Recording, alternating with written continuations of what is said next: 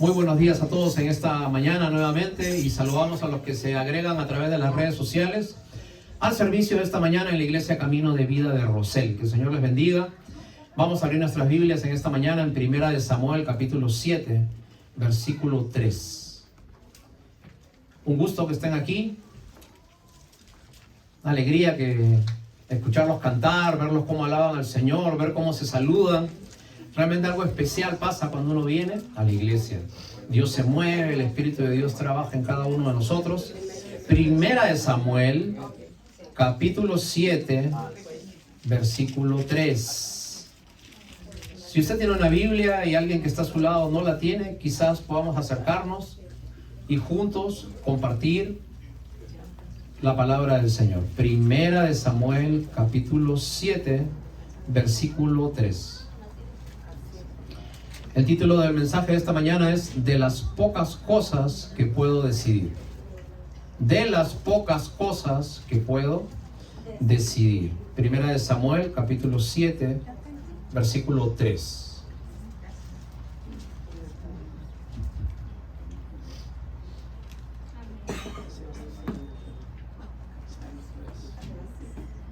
Parece que ya todos tenemos el pasaje. 1 Samuel, capítulo 7, versículo 3. La palabra del Señor dice así. 1 Samuel, capítulo 7, versículo 13. Versículo 3. 1 Samuel 7, 3. Habló Samuel a toda la casa de Israel diciendo: si de todo vuestro corazón ustedes se vuelven a Jehová, entonces quiten todos los dioses que hay entre vosotros y preparen vuestro corazón a Jehová y solo a él sirvan, y él os librará de la mano de los filisteos. Entonces los hijos de Israel quitaron a los Baales y a Astarot y sirvieron solamente a Jehová. Y Samuel dijo: reúnan a todo Israel en Mizpa, y yo oraré por vosotros a Jehová. Y se reunieron en Mizpa y sacaron agua y la derramaron delante de Jehová y ayunaron aquel día y dijeron allí: contra Dios hemos pecado. Y juzgó Samuel a los hijos de Israel en Mizpa. Cuando oyeron los filisteos que los hijos de Israel estaban reunidos en Mizpa, subieron los príncipes para pelear contra Israel. Y al oír esto, los hijos de Israel tuvieron gran temor de los filisteos. Entonces dijeron los hijos de Israel a Samuel: no ceses de clamar por nosotros a Jehová nuestro Dios, para que nos guarde de la mano de los filisteos. Versículo 10. Y aconteció que mientras Samuel sacrificaba el holocausto, los filisteos llegaron para pelear contra los hijos de Israel. Mas Dios envió truenos aquel día con gran estruendo sobre los filisteos. Y ellos se llenaron de temor y fueron vencidos delante de Israel. Versículo 12. Tomó luego Samuel una piedra y la puso entre Mizpa y Sen y le puso por nombre Ebenezer, diciendo: hasta aquí nos ayudó Jehová. Que el Señor bendiga su palabra. Puede tomar asiento.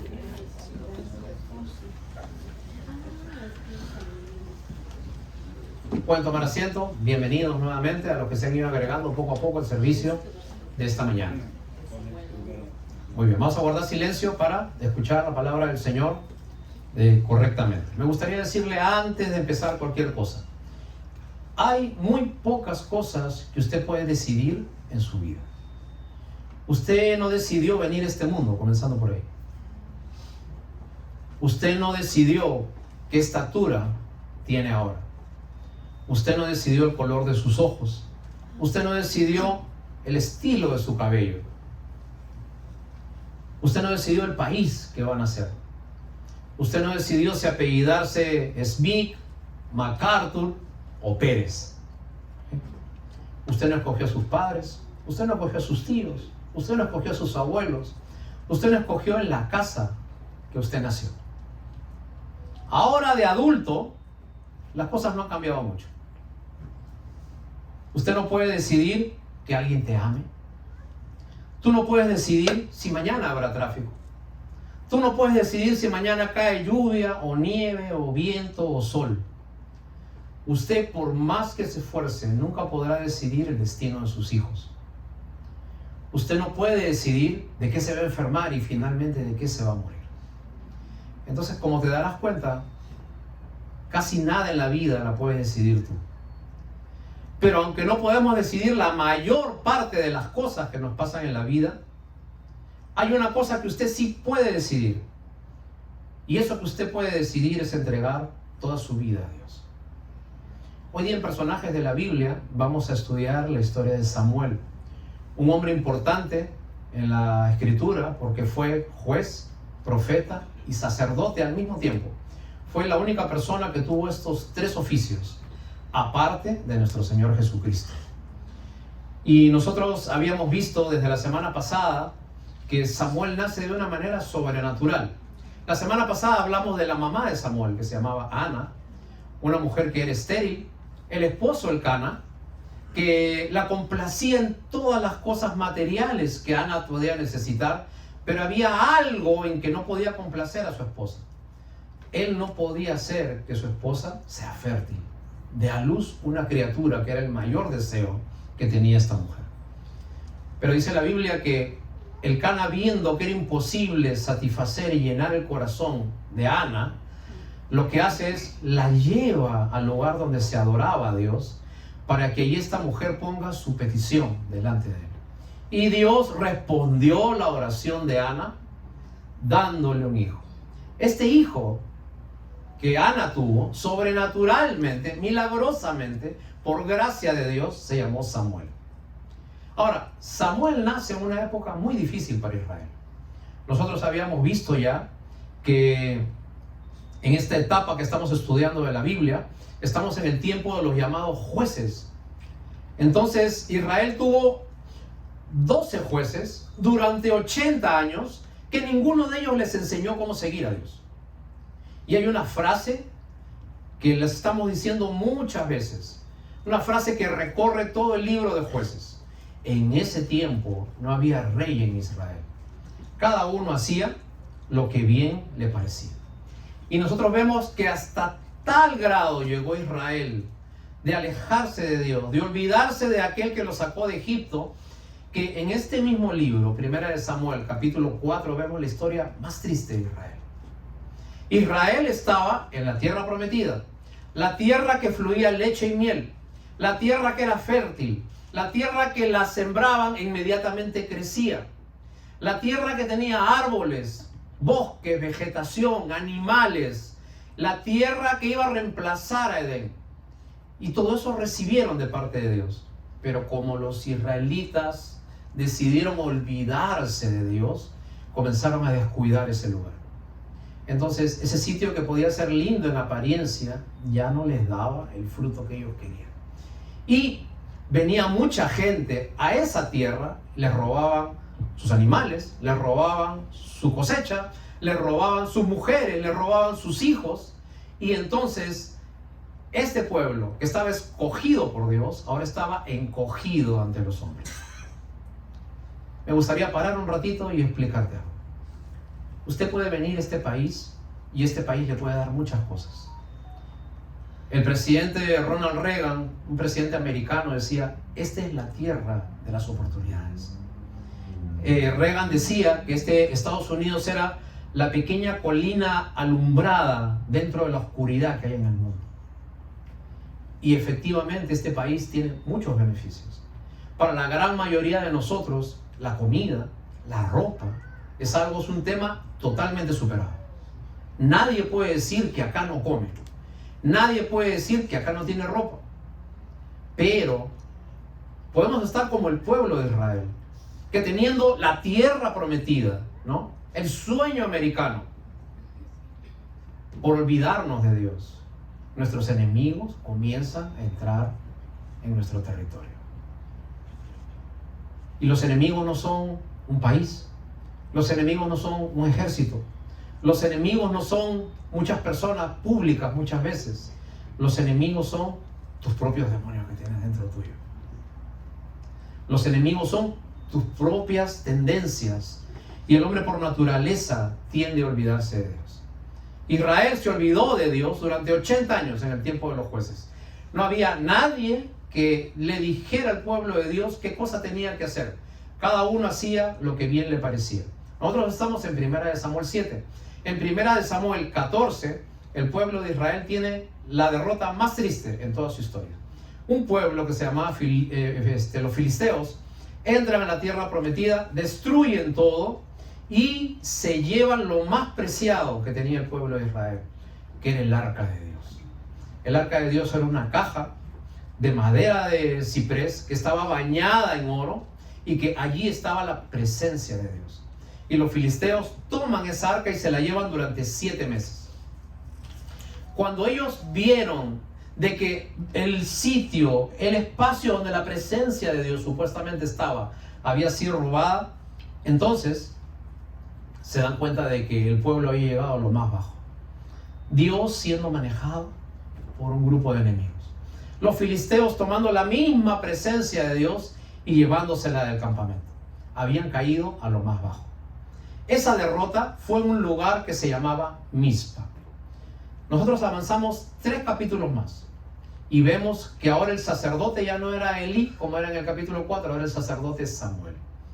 Ahora, dice Primera de Samuel, capítulo 7, que los filisteos nuevamente se preparan para entrar otra vez a atacar a Israel y desbaratar todo lo que ellos habían hecho. Permíteme decirte algo, cuando tú tienes un enemigo, ese enemigo nunca va a dejar de atacarte hasta que tú lo permitas. Cuando tú le abres una puerta a un vicio, a una relación indebida, a una manía, a un mal hábito, ese es tu enemigo, ese es tu filisteo.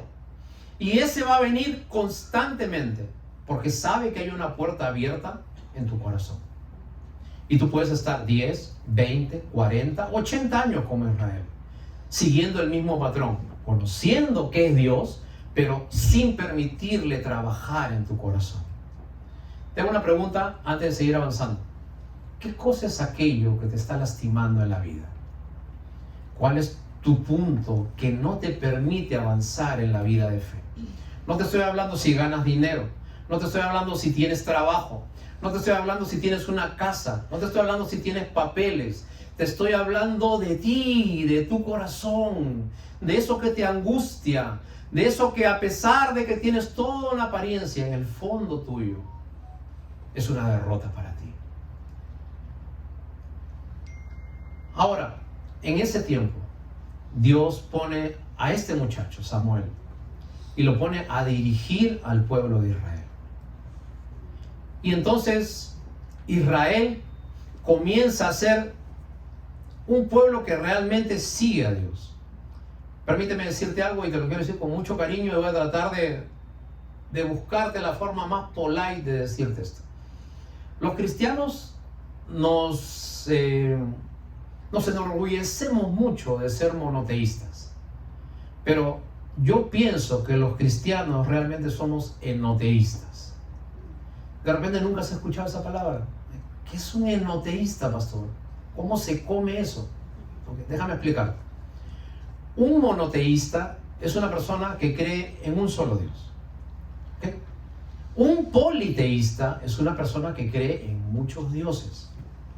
Pero un enoteísta es una persona que tiene muchos dioses, pero hay uno principal al que le entrega su voluntad, su cariño, y que es el Dios número 1 en su mente. ¿Okay? Ahora, Israel sabía de Dios, pero no era su número 1. Israel se había mezclado con muchos dioses, Baal, Astarot, divinidades que había en ese tiempo. Lo que te quiero decir es esto, y me gustaría que lo tengas bien centrado en tu corazón. Cuando nosotros le enseñamos a nuestros hijos que hay actividades, eventos, celebraciones antes que Dios, usted le está enseñando a un Dios monoteísta a su hijo. Dios existe, pero Dios no es el número 1.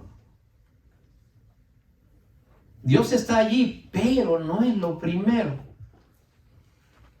Por favor, todas las cosas que usted hace tienen una consecuencia. No se queje después cuando la presencia de Dios, así como el arca que fue quitada, sea quitada de su casa. Ese niño se convertirá en adulto y ese niño tendrá un vicio, una rebeldía, una relación indebida que lo dañe. Y en ese momento usted preguntará, Señor, ¿por qué?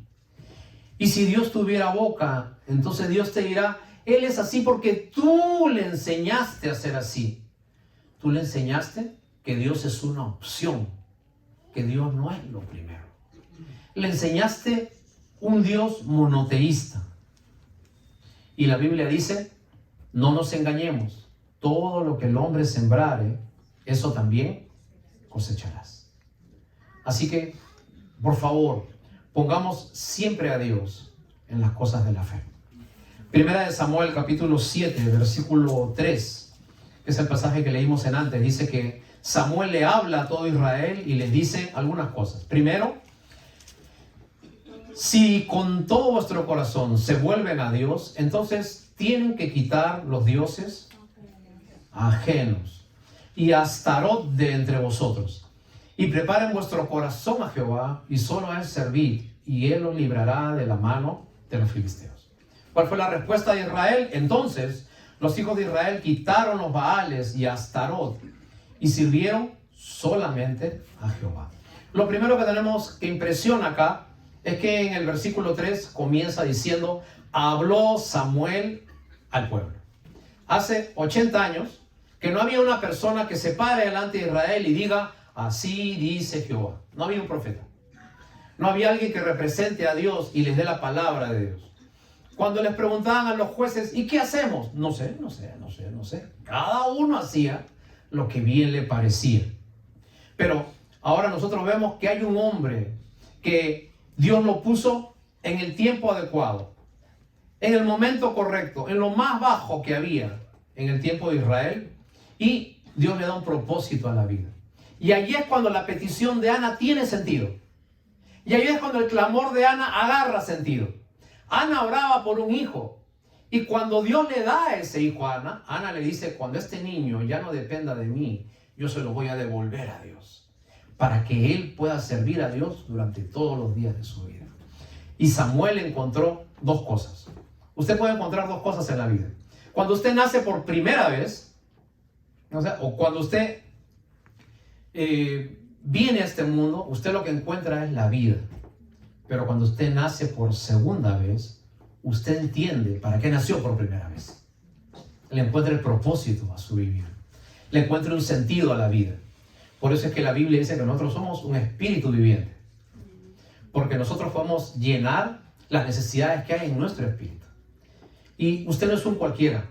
Usted no está en esta vida solamente para comer, trabajar, llegar cansado, dormir y al día siguiente hacer lo mismo. Y se le pasan los años y los hijos van creciendo y llegan los nietos. Y usted se pone viejito y finalmente se muere. Usted no es una panza caminando. ¿Ok? Usted tiene un propósito para su vida. Dele un sentido a su vida. Pero sin Dios no hay sentido. San Agustín decía, en todo hombre hay un vacío profundo que tiene la forma de Dios. Y si usted le pone otra cosa, no va a encajar. Porque solamente poniéndole a Dios en ese hueco, usted puede encontrar el sentido de su vida. Y lo primero que vemos es de que hay alguien que por fin es profeta en el pueblo de Israel. Samuel habla y dice, así dice Jehová. Lo segundo que le dice es, si ustedes hacen esto, yo voy a hacer esto. Hermanos, quería decirte algo. La salvación es incondicional. Dios ya hizo todo lo posible para que tú seas salvo. ¿Okay? Pero la bendición de Dios para tu vida es condicional. La mayoría de promesas para las bendiciones que tú vas a tener en tu vida son condicionales. ¿Qué cosa es una cosa condicional? Condicional es cuando usted le dice a su hijo, si tú haces la tarea, yo te voy a dejar comer el helado. Si tú haces esto, entonces yo te voy a dar esto.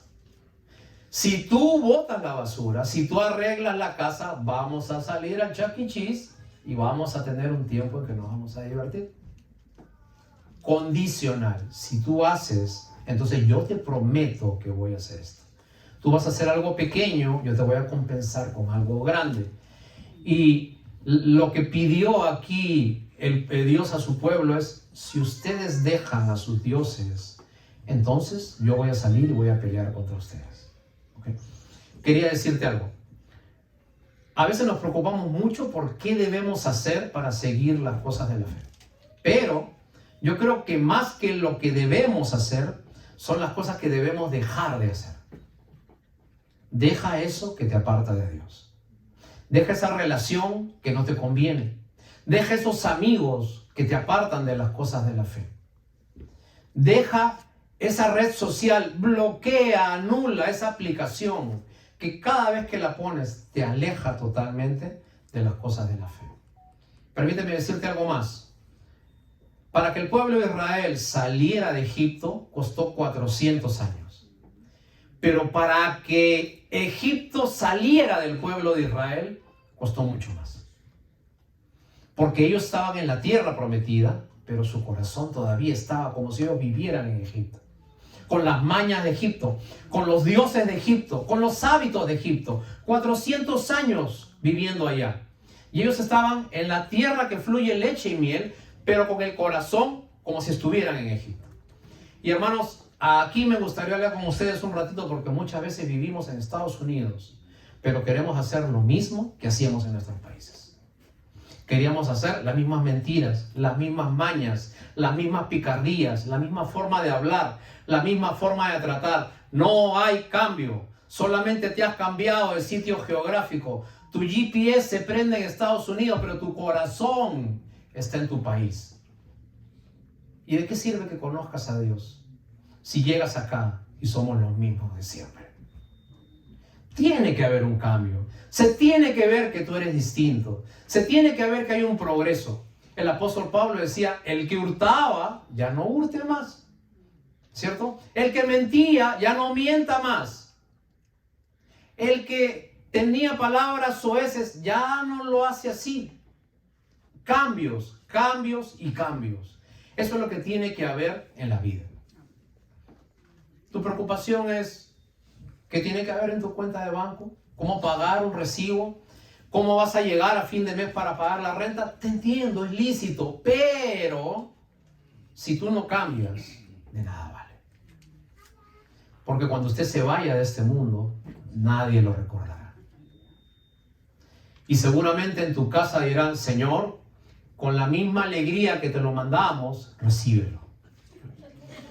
Porque a veces somos un fastidio, un cansancio para las personas que viven en nuestra casa.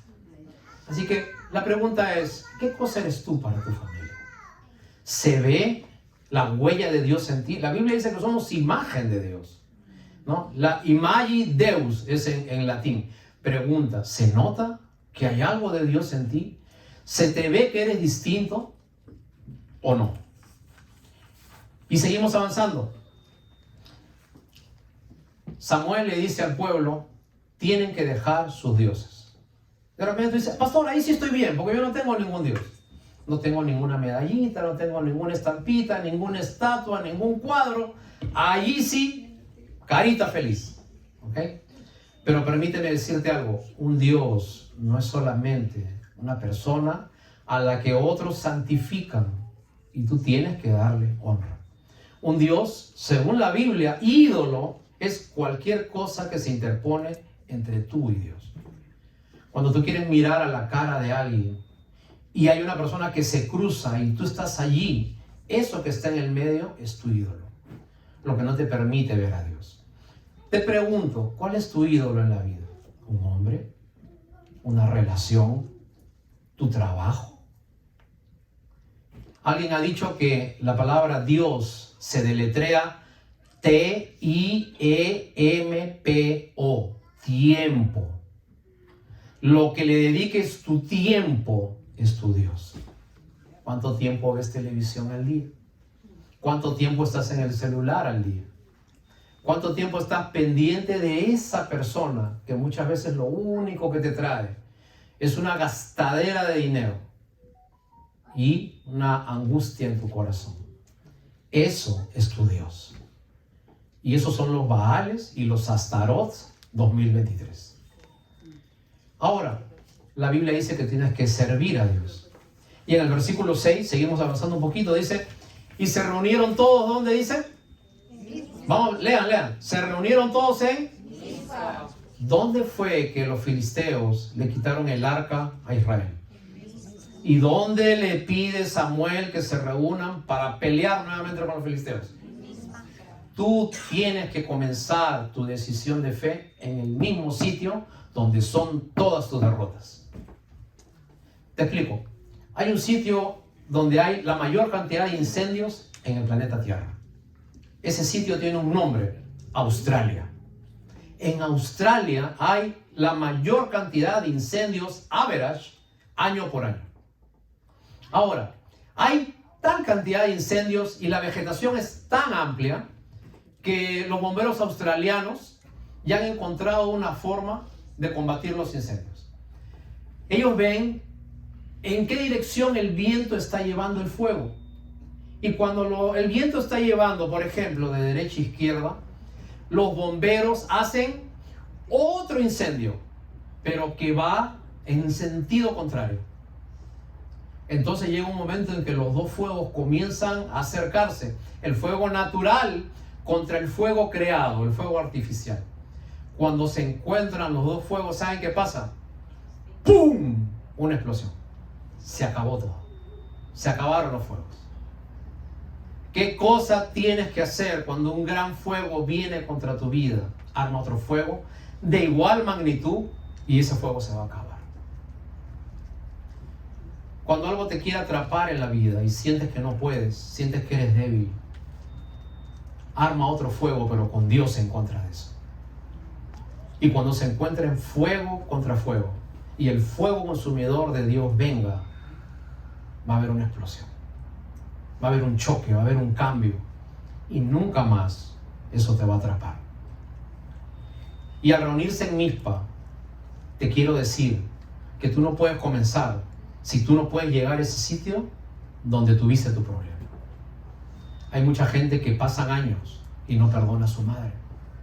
Hay mucha gente que pasan años y no perdona una traición, una estafa, una infidelidad. Ese Mizpa que van cargando en la vida no los deja seguir adelante. Y mientras tú no llegues a tu Mizpa, y mientras no vuelvas a pelear tu batalla ahí, no podrás seguir adelante en la vida. ¿Cuál es tu Mizpa? ¿Cuál es ese nombre que cuando alguien te lo dice, te cambia el humor, te cambia el día? Que cuando piensas que va a venir, cuando piensas que lo vas a volver a ver y la vas a tener frente a frente, lo vas a tener frente a frente, entonces te descontrolas. Las victorias empiezan cuando comienzas en tus mismas heridas, en tu traición, en ese evento triste. Permíteme decirte algo. Dentro de todas las joyas que hay acá, creadas por el hombre o naturales, hay unas que son muy preciadas, que son las perlas. ¿Qué son las perlas? Las perlas, ¿sabes qué son? Una ostra que por el movimiento que hay en las profundidades del mar se hace una abertura y se hace una herida. En esa herida, la ostra por naturaleza bota una baba, bota algo mocoso, ligoso dentro de ella, y cuando le entra una piedra por esa herida, esa ostra, esa baba va llenando, ese elemento ligoso va envolviendo esa piedra. Con el movimiento y con el paso de los años, esa herida se convierte en una pequeña perla. Mientras más grande es la herida, más grande es la baba. Mientras más grande la baba, más grande la perla. Pastor, usted no sabe cuánto me hirieron a mí. Mientras más grande la herida, más grande la perla. Pastor, usted no sabe todo lo que me han hecho a mí. Mientras más grande la herida, más grande la sanidad, más grande la baba, más grande la perla.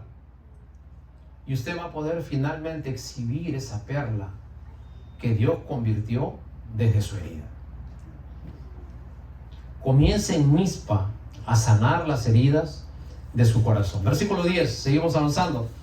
Dice, y aconteció que mientras Samuel sacrificaba el holocausto, los filisteos llegaron para pelear contra los hijos de Israel. Mas Dios envió truenos aquel día con gran estruendo sobre los filisteos y los atemorizó y fueron vencidos delante de Israel. Versículo 12, y tomó luego Samuel una piedra y la puso entre Mizpa y Sen, Y le puso por nombre Ebenezer, diciendo: hasta aquí nos ayudó Jehová. Miren qué interesante. Israel tenía que hacer su parte, Samuel tenía que hacer su parte, y Dios hizo su parte. Querido hermano, cuando usted hace su parte, que es seguir a Dios, Dios hace su parte, que es pelear las batallas por ti. Dios es el Dios que hace las cosas que tú crees que no se pueden hacer. Le voy a pedir perdón hoy día a aquellos hermanos que me han escuchado esta historia que le he contado unas cuantas veces, pero veo varias gente nueva y que quizás no conoce un poquito de mi testimonio. Te lo cuento rapidito. Cuando yo tenía 13 años, mi papá se fue de casa, nos dejó. Yo tenía una hermanita de 12, un hermanito de 10 y un hermano de mes. Lo que nosotros no sabíamos era de que mi papá tenía muchas deudas. Y bueno, mi papá, siguiendo un amor, lo que sea, mi papá ya falleció, nos dejó, nos abandonó. Mi mamá no trabajaba, se dedicaba solamente a criar sus hijos. Ahora, parece ser que cuando mi papá vivía en casa, comenzaban a llegar todos los recibos de lo que él tenía, y él llegaba y los rompía o los botaba y nadie sabía. Pero cuando él se fue, los recibos comenzaban a llegar, y también comenzaron a llegar los cobradores a casa. ¿Okay? Ahora, cada vez que llegaba un cobrador, el cobrador le decía: señora, nuestro trabajo es quitarle todo lo que nosotros podemos, muebles, artefactos, lo que sea. Tenemos que recuperar ese dinero de la manera que sea. Y yo tenía 13 años y yo veía que mi mamá hablaba con esos leones ahí, y mi mamá le lloraba y le decía: mire que mi esposo me ha abandonado, que no tengo trabajo, no sé qué hacer. Y bueno, los cobradores se conmovían y le decían a mi mamá: mire señora, yo entiendo su situación, pero yo le digo una cosa: cuando venga Fernández, usted ya perdió todas sus cosas. Y siempre cobrador tras cobrador que venía de cuando en cuando, siempre le decían lo mismo: señora, cuando venga Fernández, usted ya dé por perdidas sus cosas. Bueno, pasó el tiempo, las semanas, y un día sábado yo salgo a jugar con mi pelota, 13 años, chiquito, más chiquito que ahora. Pues salgo y abro la puerta y veo un señor grandísimo allí, ¿no? Y me dice: ¿está tu mamá? Y le digo: sí. ¿De parte de quién? De Fernández. Entonces, y miré y había unos carros atrás como pickups, ¿no es cierto?, con policías encima de la cabina de la pickup, como 2 o 3. Y Fernández tenía en ese tiempo había un aparatito que se llama como walkie-talkie, ¿no? Para los que tienen de 40 años o menos, walkie-talkie era algo que tú apretabas un botón y saliera como una especie de radio, ¿no? Entonces mi mamá salió y me dijo: vamos a orarle a Dios. Entonces mi mamá lloraba: el Señor, ayúdame por favor, porque recién le estaban enseñando a ella las cosas de la fe. Yo no creía nada, ¿no? Tenía 13 años, la miraba así, mi mamá lloraba. ¿Tú has visto cómo lloran los dibujos animados japoneses que le salen las lágrimas? Así lloraba yo. ¿Okay? Disculpa, mamá. Ahora le abrieron la puerta y entró Fernández. Señora, disculpe, vamos a sacar esto, ya. Y Fernández: el pollito entrando al nido, era la clave que tenían ellos, ¿no? Entonces señora, de ahora en adelante ya vamos a hacer esta coacción ejecutiva, vamos a agarrar aquí, allá, pasen, ¿por qué no pasan? Mientras estaba en ese atolladero, sale mi hermanito que tenía meses y sale gateando por ahí. Todavía no caminaba bien. Y Fernández mira a mi hermano y se pone a llorar. Y se atora y llora y se descompone. Y no puede ser, no. Pero ¿qué tiene? Que no puede ser, señor. Pero siéntese, Fernández. ¿Qué pasa? Le trajimos agua, se calmó. ¿Qué pasa? Señor, usted no me va a creer, pero ayer en la noche, ese niño, en un sueño, me ha dicho que no lo bote de su casa ni le quite nada. Voy a hacer algo que nunca hago. más de 20 años de cobranza coactiva. ¡Pah! ¡Fua! Rompió todo el papel. Agarró, quédese con sus cosas. El pollito saliendo del nido, el pollito saliendo del nido. ¿Qué era lo que pasaba? El Dios de Israel, el Dios de la Biblia, el Dios que no lo ves, pero que vive, pero que existe, peleando las batallas por una mujer que creía en él.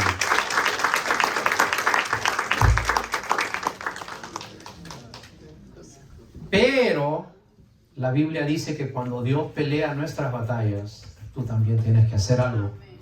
Versículo 13 o 12, perdón. Tomó Samuel una piedra y la puso entre Mizpa y Sen y le puso por nombre Ebenezer, diciendo: hasta aquí nos ayudó Jehová. ¿Okay? Y hermanos, hay que ser gratos con las cosas que Dios nos ha dado.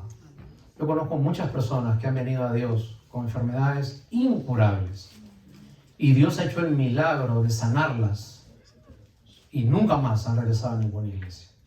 No te digo que vengan aquí, exactamente aquí, pero que sigan a Dios, aquí en su país, donde quieran. ¿Sabes cómo se llama eso? Ingratitud. Y la Biblia dice que cuando tú pones a Dios y pones a Él siempre y te acuerdas de esa roca, porque Ebenezer significa la piedra que nos ayudó. Y algunos teólogos dicen que lo que realmente cayó contra los filisteos no fue truenos, sino fueron pedazos de piedra. Por eso es que le pusieron a este lugar la piedra que nos ayudó. Ahora, Dios te ayuda y Dios te bendice si tú lo escuchas, si tú dejas a tus dioses y si tú comienzas a servirle a Él.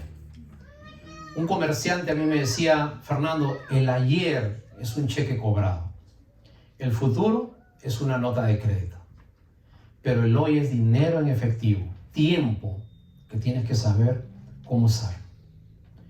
Por favor, querido hermano, valora lo que tienes y ten lo que valoras. Ponle prioridad a tus cosas. Y finalmente, todas las soluciones de la vida están en un lugar pequeño dentro tuyo, que la Biblia lo representa como un corazón. Y a veces no cuidamos el corazón. Mira, a tu casa, tú le pones cámaras, le pones cercas, le tiras perros cuando quiere entrar alguien, ¿no es cierto? Y si hacemos eso con la casa, ¿qué cuidado le pones a tu corazón? ¿Qué cerca le pones a tu corazón? ¿Qué barrera le pones a tu corazón? Nada. Lo dejamos andar descuidadamente. Así que hoy día, para usted, que está andando de tropiezo en tropiezo, de caída en caída, que está en manos de un filisteo, permíteme decirte, tu peor caída es tu baba de caracol, que va a ser una preciosa piedra, que va a ser una perla.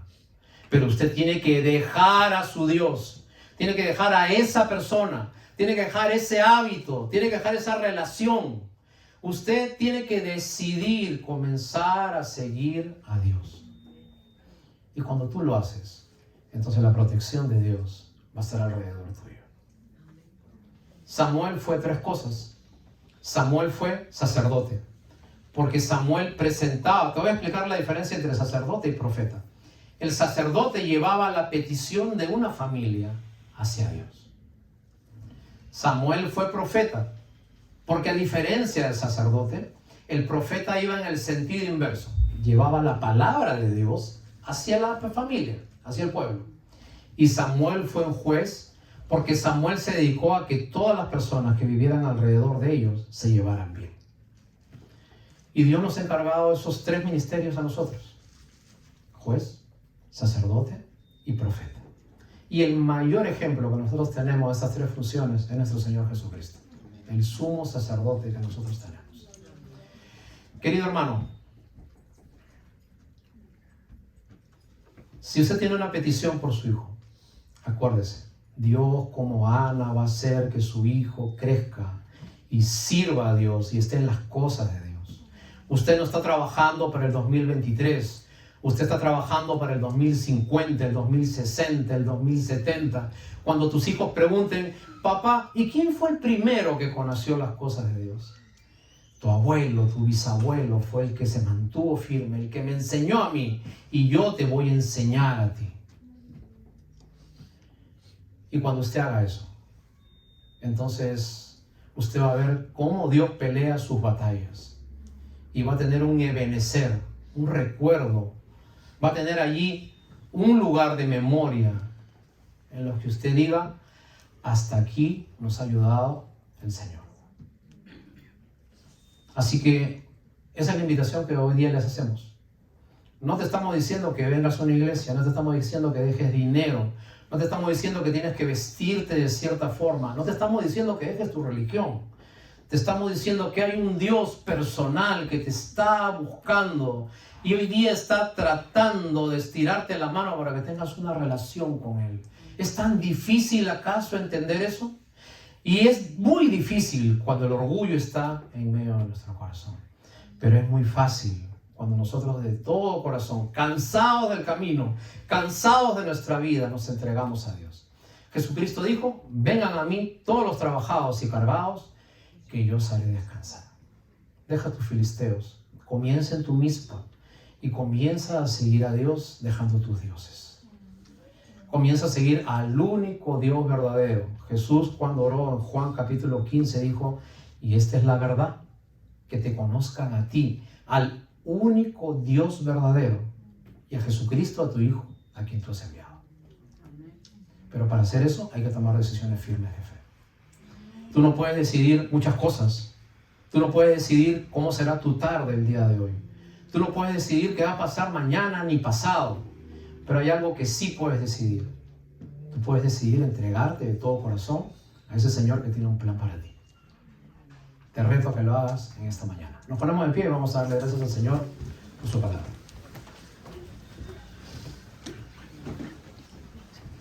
Mientras yo voy orando, si Dios te ha hablado de alguna manera, si tienes una necesidad de acercarte a Él, a mí me gustaría decirte, hoy es un extraordinario día para que tú de todo corazón te entregues a Él. Deja de estar así, a medias. Porque estando a medias, nunca vas a pertenecer a nada, nunca vas a pertenecer a alguien, nunca vas a encontrarle un propósito en tu vida. Los años van a pasar y pasar y pasar, y tú mismo te estarás engañando. Pero cuando usted se entrega de todo corazón a Dios, y usted recuerda la fecha en que conoció a Dios, entonces Dios comienza a hacer grandes cosas contigo. Señor, te agradecemos en esta mañana por tu palabra. Muchas gracias, Señor, porque siempre hay una invitación de parte tuya. Lo más increíble de todas las cosas de la fe es que son gratis. Señor, que nada cuesta, que yo no tengo que hacer nada. Lo único que tengo que ceder es mi voluntad y entregársela a Dios. Señor, y te damos gracias porque sabemos que el Evangelio funciona. Hemos visto en nuestras vidas cambios, en actitudes, Señor, en formas de relacionarnos, en hábitos, en nuestra forma de pensar, de decidir, de crecer, de invertir. Y gracias porque todos estos cambios comienzan cuando Cristo Jesús viene a nuestras vidas. Porque en Jesús fuerte soy. Solo Él es nuestra roca. A nadie más iremos. Y a pesar que no te veamos, a pesar que no podamos ver tu faz, tu rostro, allí tú siempre estás alrededor nuestro. Tan cierto como el aire que respiro, tan cierto como el amor que creemos y sentimos, que no lo vemos, pero allí está presente.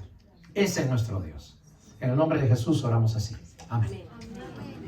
Antes que se vaya, me gustaría cantar una alabanza más con usted. Y muchas gracias por su paciencia, hermanos. Aleluya. Dios lo continúe usando, pastor. Gracias, Señor. Dice la palabra del Señor en Salmo 18:2 que Jesús es nuestra roca fuerte.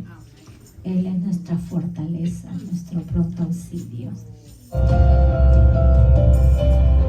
Señor, ponemos nuestra confianza en ti.